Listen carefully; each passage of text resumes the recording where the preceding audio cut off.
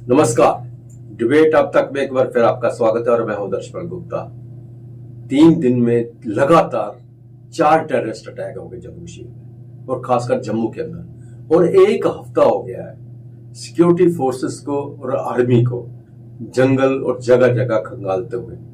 उस वक्त जो मारे गए वो मारे गए, लेकिन अभी भी जो इनके पास रिपोर्ट है कि 10 से 12 जो है टेररिस्ट जो है बॉर्डर क्रॉस करके आ चुके हैं, लेकिन अभी तक उनका पता नहीं चला। अभी प्रधानमंत्री 22 तारीख को 21 और 22 तारीख को श्रीनगर भी आ रहे हैं योग दिवस मनाने के लिए। उसको लेके भी सुरक्षा के इंतजाम बहुत कड़े कर दिए गए हैं, लेकिन टेररिस्टों का इस तरह से अभी तक पकड़े ना जाना लोगों में दहशत फैली हुई है। क्या रीजन है? हालांकि आज डीजी पुलिस ने भी कहा है कि चूहियों की तरह थोड़े से हैं और वो ऐसी कोई बात नहीं कि वो हमारे हाथ न लगे, वो मारे जाएंगे। और सबसे बड़ी बात उन्होंने कही है कि इंफॉर्मेशन बहुत जरूरी है। अगर किसी शहरी के पास जरा से भी इंफॉर्मेशन आती है, उसे जितनी जल्दी हो सकता है वो हम तक पहुंचाए, नियरेस्ट पुलिस स्टेशन तक पहुंचाए, इसकी बहुत जरूरी है।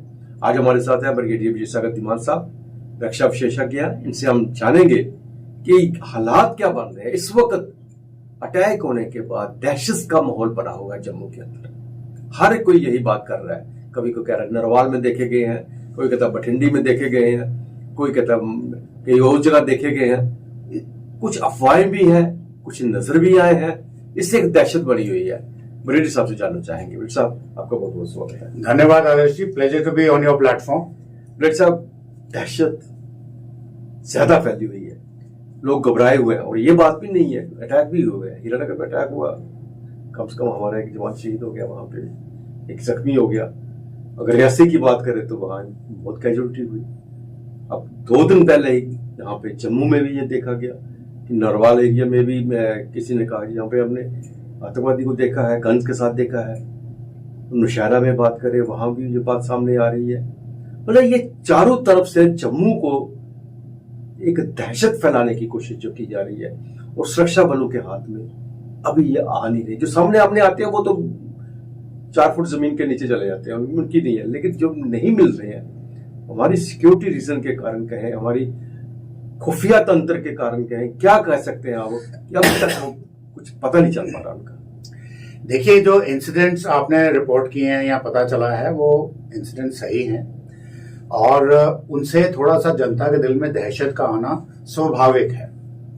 परंतु ये अगर इसको हम ठीक तरीके से एनालाइज करें और जो एंटी नेशनल्स हैं या रूमर मॉन्गर्स लोग हैं, उनको अगर हम कंट्रोल में रखें या उनकी स्टडी करें कि वो क्यों करना चाहते हैं, उनका एक एम प्लस है। एम प्लस ये है कि पहले उन्होंने जब देखा मोदी 3.0 आ गई है, शपथ समारोह हो रहा है, और श्रीनगर में पहले शिकंजा कसा गया, फिर उन्होंने शिफ्ट किया अपना fulcrum towards Rajouri Poonch Mughal road के ऊपर। वहां भी जब वो फंसे तो उसके बाद अगली बात थी जम्मू की तरफ आने की, और एक ही एक्सेस बचता था, वो कालाकोट रियासी वाला था।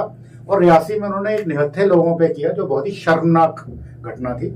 परंतु वहां पे भी वो जो अटैक हुआ वो एक प्री प्लान्ड अटैक था। जिस तरीके से एम्बुश की गई वो एक बड़े प्रोफेशनल तरीके से की गई। दैट मीन्स वहां पे बढ़िया रेकी हुई है।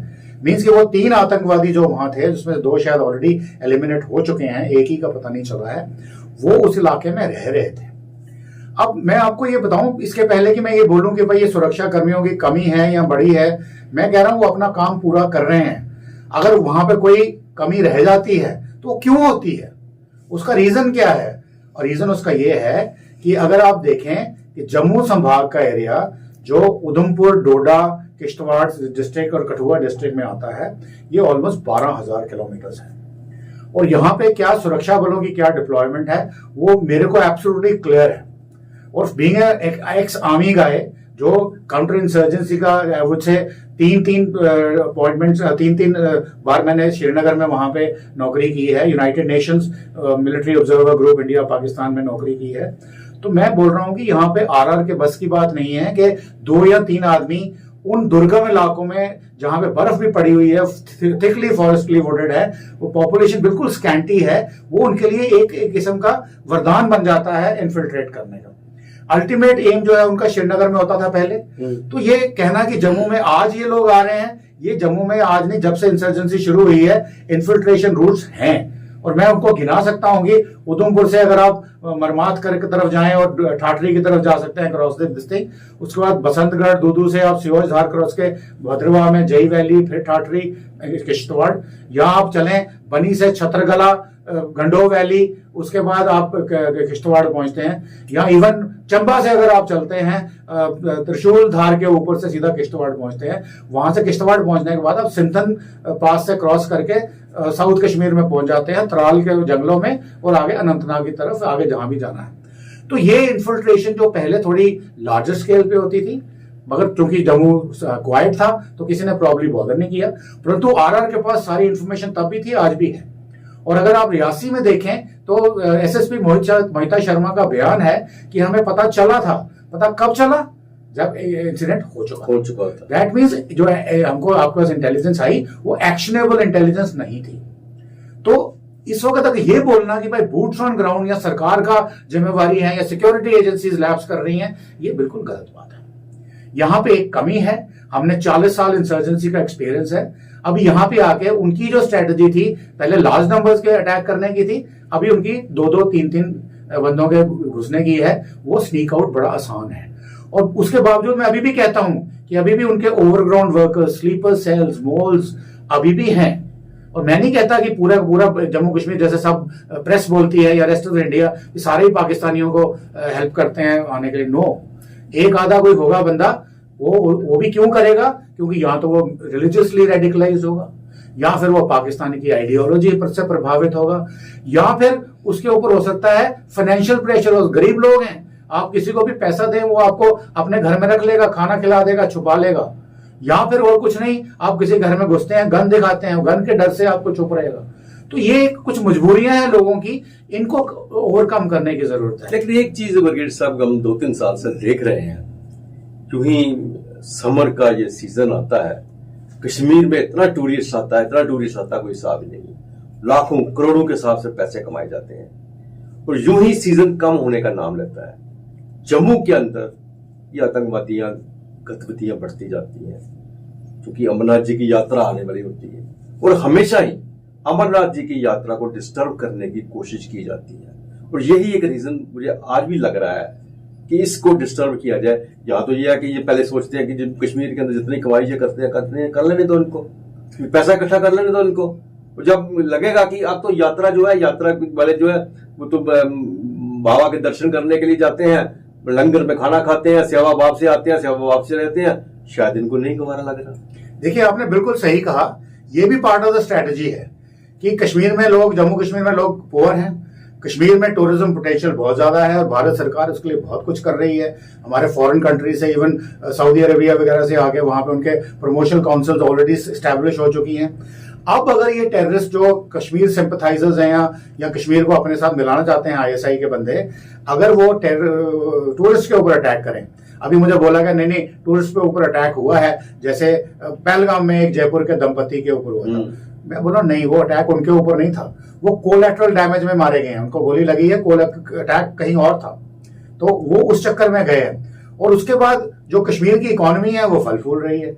अब अगर जम्मू की, जैसे रियासी वाला टेरर अटैक जब उन्होंने तैयार किया, वो श्रद्धालु थे जो जम्मू की इकोनॉमी बना रहे थे, तो जम्मू की इकोनॉमी को हर्ट करने में उनको कोई परहेज नहीं है, कश्मीर की इकोनॉमी को हर्ट नहीं करना। वही मैं कह रहा हूँ। दूसरा, जो अमरनाथ यात्रा है, अगर आपको पता हो, सरकार ने बोला था उनके लिए, यात्रियों के लिए कुछ सुविधाएं देने के लिए 2008 में, तो जम्मू में एजिटेशन बड़ी हुई थी, उसका रिजल्ट आप जानते ही हैं। तो ये एक जो उनकी स्ट्रेटजी का हिस्सा है, ये रहेगा।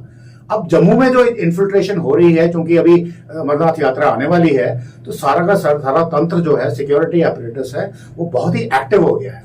अब एक्टिव में, जैसे मैंने शुरू में ही बोला कि 2 इंसिडेंट्स को छोड़ के कोई भी इंसिडेंट रिएक्टिव नहीं था, बल्कि वो प्रोएक्टिव थे। जो कूटा में, सैदा गांव में हुआ, वो उस बंदे को डराया गया रात को गन पॉइंट के ऊपर, उसने शोर मचा दिया, तो वहां पे सिक्योरिटी फोर्सेस पहुंच गई, जम्मू कश्मीर पुलिस पहुंच गई। उसके बाद इनकाउंटर होता है। चित्रकला में जो 4RR जाके उनको पकड़ती है उस हाइट के ऊपर, वो भी वो था। उसके अलावा जो अभी आपने पकड़े हैं अपना ये सुंदरबनी के पास, वो भी प्रोएक्टिव है।